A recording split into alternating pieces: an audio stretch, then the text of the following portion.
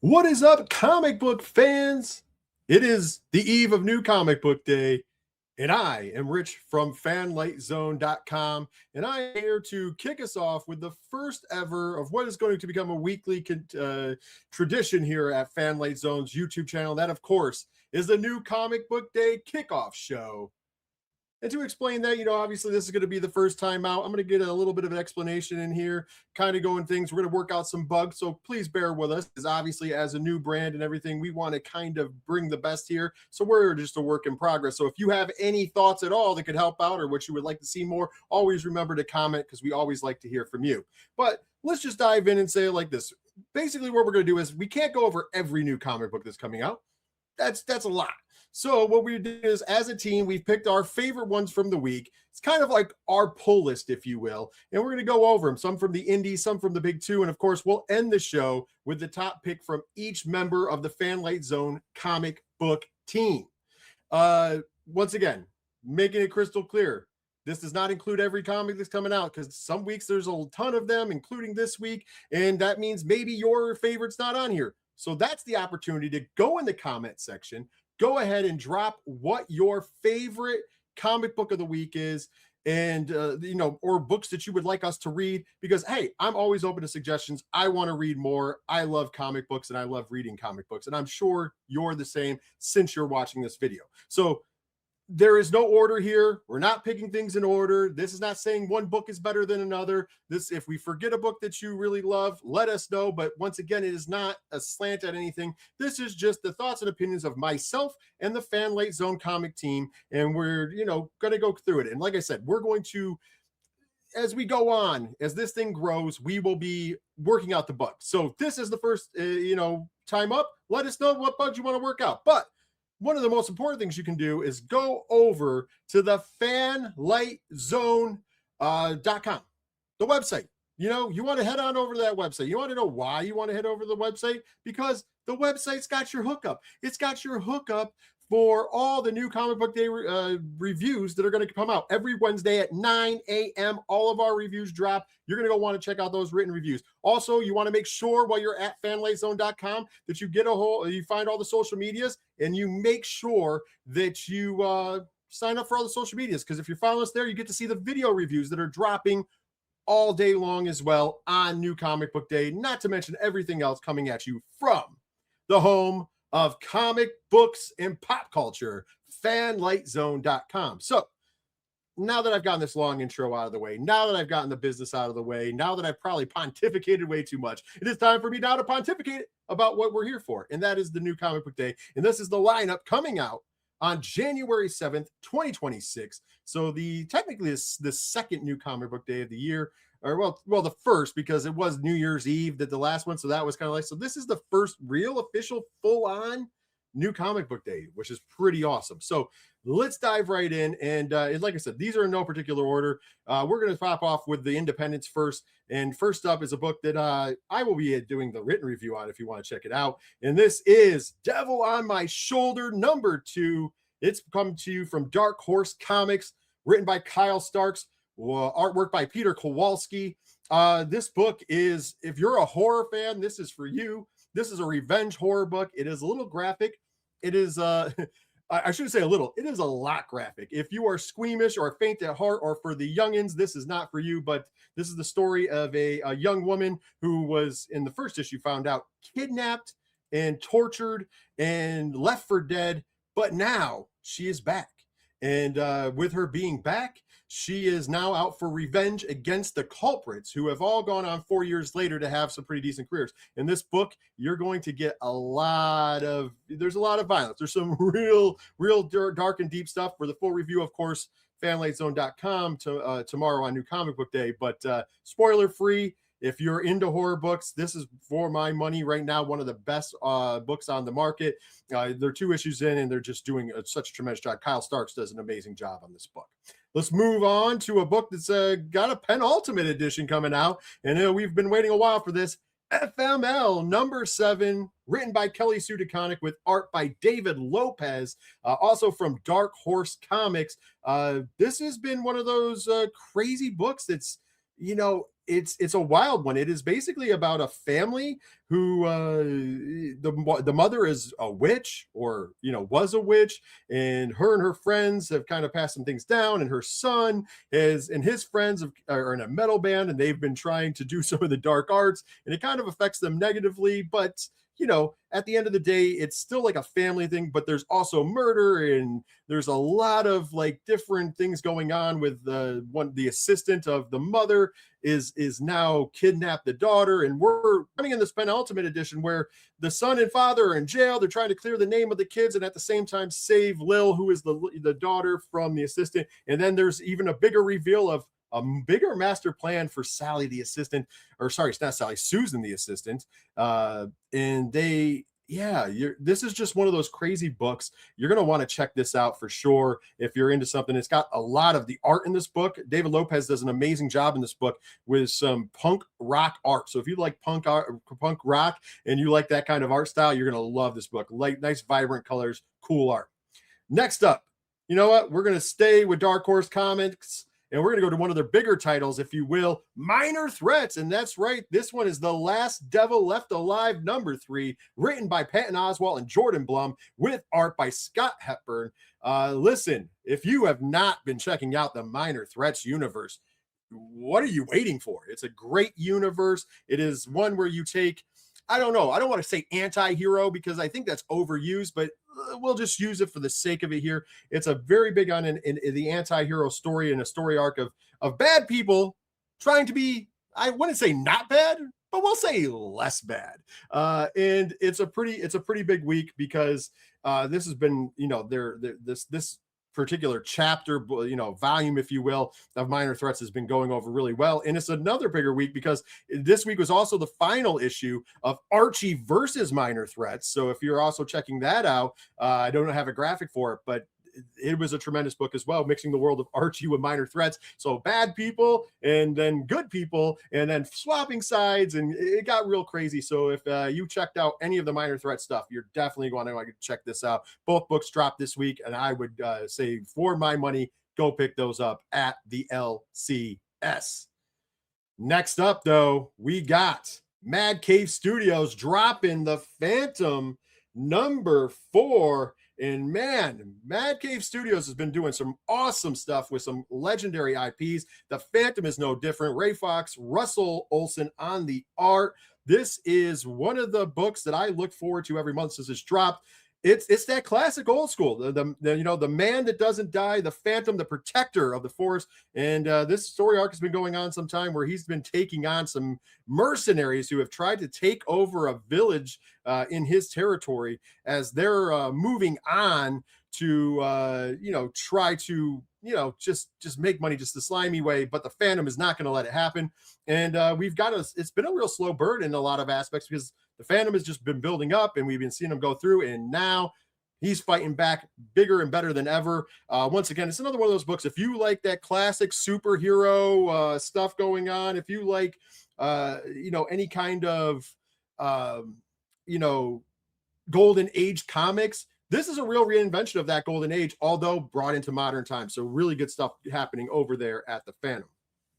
Let's move on, though, because there is a huge week for IDW. I'm going to talk about a couple of books right now, but one, give enough spoiler, is my pick of the week. That'll be later in the show. But let's kick it off with TMNT, so Teenage Mutant Ninja Turtles X Godzilla #2, Tim Seeley, Fiero Pay on the art. IDW Publishing putting it out. IDW's got a huge week this week, and TMNT X Godzilla #2 is part of that, taking this crossover event where they're taking two of the IPs that are doing very well over at IDW and putting them together in a legendary way, because these are not part of the actual runs that are currently going on. So they're able to kind of tap into some classic stuff. If you checked out issue #1, you know that it come to find out the Foot Clan, the historic Foot Clan, not the criminal organization that the Shredder runs, but the Foot Clan has been the keepers of the kaiju and trying to keep them in check, all but, of course, Godzilla. And now Shredder and Krang have put something together using that old Foot technology, so the mystic arts, if you will, to make some of the kaiju do their bidding.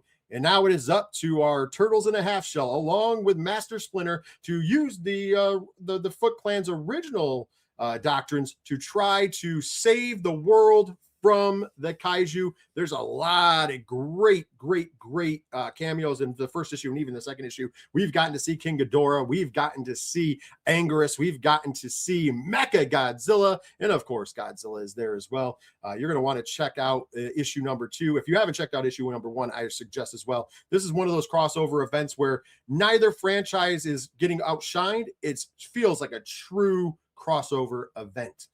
Staying with IDW and in the Turtles world, we got TMNT Battle Nexus number 2. Paul Auler and Ben Bishop on the art. Paul Auler, of course, on the writing. This is a heck of a book going on. This is an event. It's a bi-weekly event going on. It is a tournament to where the Turtles have been captured by Savanti Romero, a Time Lord, if you will, and he has got some plans for our Turtles in a Half Shell. We haven't figured out quite yet why he hates the Turtles so much, but I'm sure that that's coming up very soon, and he's going to make our Turtles fight different foes and friends from other dimensions, as you can see on this cover. That's why I left this up a little longer. This is the second issue, but the first battle, Leonardo versus the Shredder. But you notice that ain't our normal Shredder. That is a different Shredder from a different dimension, more ruthless, more bloodthirsty. And let's just say Leo is going to have a lot on his hands, lots of surprises going forward, even at the end, teasing next issue's battle. I'm just going to say it. Overall, TMNT's firing in all cylinders, whether it's the crossover with Godzilla, whether it's the Battle Nexus, or whether it's just a regular run that's going on right now. It's such a good franchise. It's got a lot of great spinoffs, whether that is also this week. Shredder drops this week. The new issue of Shredder drops this week as well, which isn't on the list, but it's out there. So much good stuff going on in the world of Turtles. If you're not checking it out, I suggest checking out everything going on with Teenage Mutant Ninja Turtles. Let's move right along onto the next book up, and that is getting us into the big 2, Marvel Comics, all new Spider-Gwen, Ghost Spider, number 6. We're big fans of Stephanie Phillips here writing on this, and then Von Randall on the art.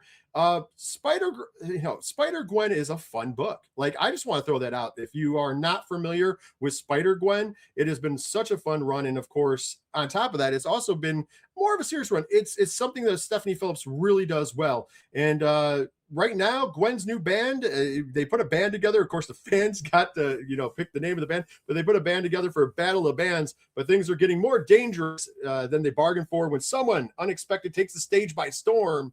Can Gwen and her band survive is the tagline on this book. And yeah, I'm a big fan of Stephanie Phillips, and I think that the work here is great. She's honestly the perfect person to write this Spider-Gwen arc. The Ghost Spider arc has been so good. A lot of entertaining, a lot of fun. Like I said, it's dealing with the Battle of Bands on top of like the Euro stuff. So, it's so easy just to get bogged down in the minutia, if you will, of just being a superhero. But I think she's having a lot of fun writing this, and it shows on the pages of Spider-Gwen, Ghost Spider. Next up is the next 2. Technically, I kind of have them in this order because it's kind of part of the end and part of a beginning. Because first up, we got X-Men number 23, Judd McKay on the writing, Tony S. Daniel, Mark Morales on the art. This is basically the epilogue of Age of Revolution, heading us into Shadows of Tomorrow. So Age of Revelation was the last big story arc for X-Men that went across all the books. We know that's finishing up.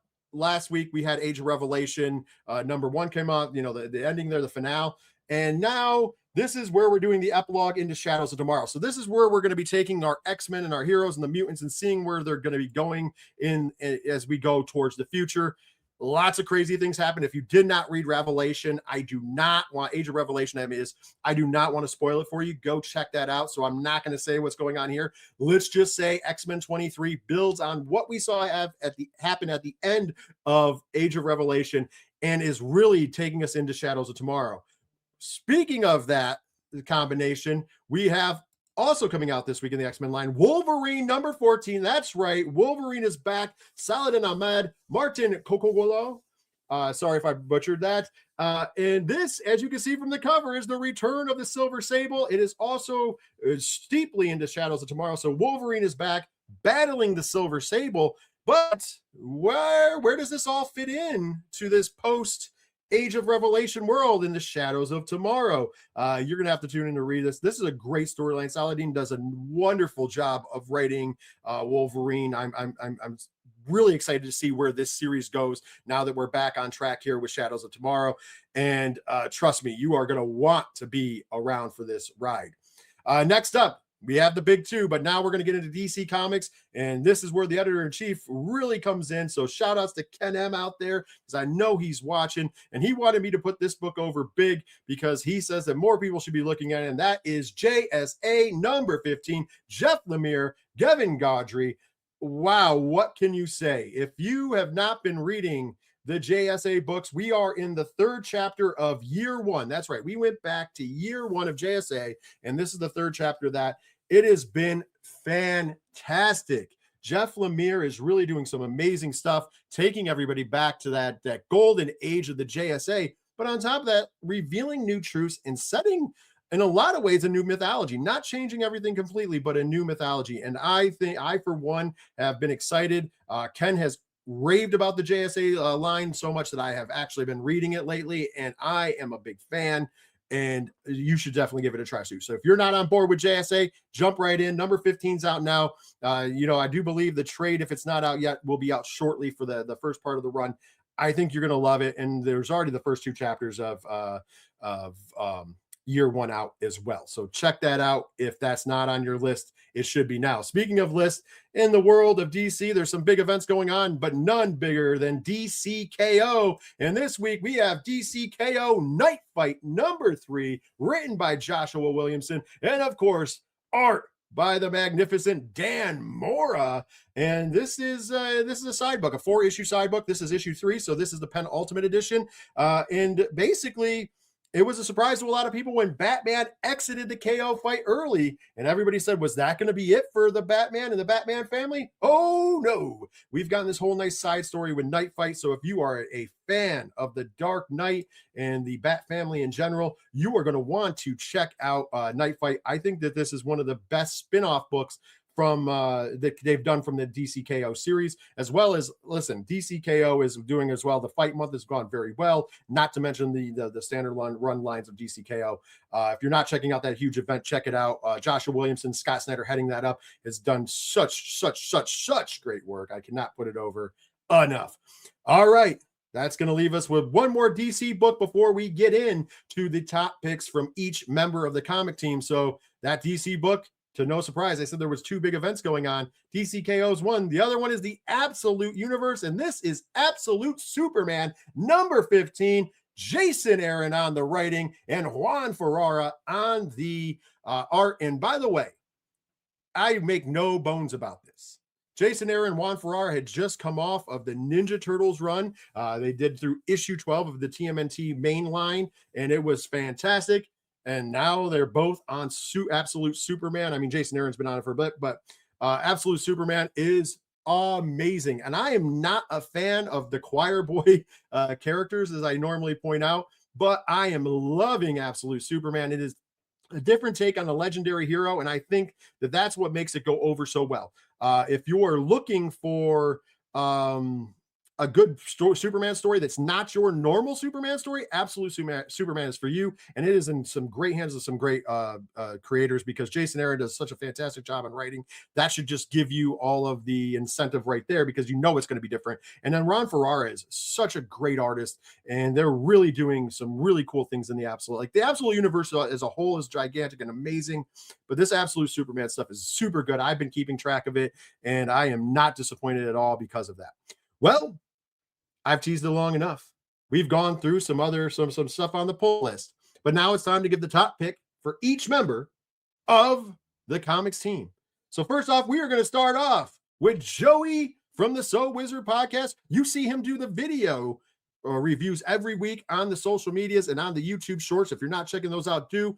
Joey this week has reviewed this video wise, but before you get to see that, his pick of the week is Conan Scourge of the Serpent #4, Jim Zub on the writing, Ivan Gill and João Canolo on the art. Listen, what a great thing going on with them. It is an amazing things that they're doing over there at the on the Conan line, Titan Comics. You're going to want to make sure you get a hold of it. You're going to want to make sure you're taking it in. Such good stuff, and I can't put it over enough. So make sure you go over, check out Conan, and check that out because Joey is putting a star in it. Next up, the young Padawan Josh himself. He has got a book. His book this week, his #1 pick is Spider-Man Noir #4. Eric Larson on the writing, Andrea Brocardar. I'm sorry, I know I butchered that on the art. Spider-Man Noir has been such a good book. Such a good book. I have actually been checking this out. Once again, I'm usually not a fan of the choir boys, as I like to say, but this is one of those ones where it's not your average Spider-Man story, as you can tell about that amazing cover art right there. Some really cool things happen in that universe. Josh can't put it over enough. So if you are a fan of Spider-Man, if you are a fan of the Marvel Universe, you need to check out Spider-Man Noir #4. Let's move right on to the editor-in-chief himself, Ken M. As Ken M's pick for this week, drum roll please, is Absolute Batman Arc M Special #1, written by Scott Snyder and Frank Thierry, art by Josh Hickson. And what can you say when you have a special edition that's dealing with the absolute version of Arkham? What can you say? Absolute Batman has been phenomenal. I know if you watched our fan light awards, you know that we're huge fans of Absolute Batman.